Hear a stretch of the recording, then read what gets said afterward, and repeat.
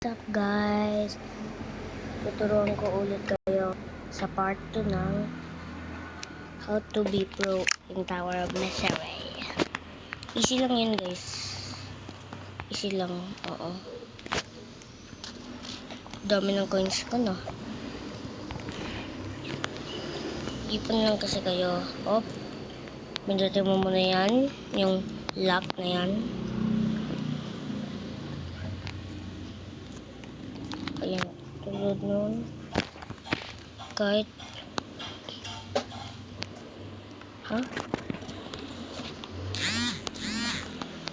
diba ganyan tayo guys? Gaganyan lang natin yan. Ayun, kulit naman na ito.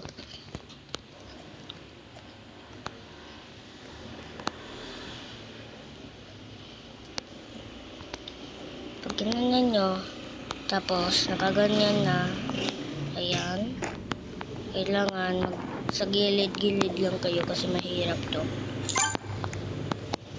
Ito kasi pwede kayong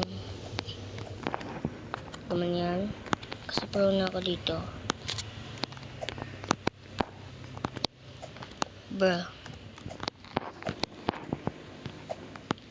Ayan naman guys,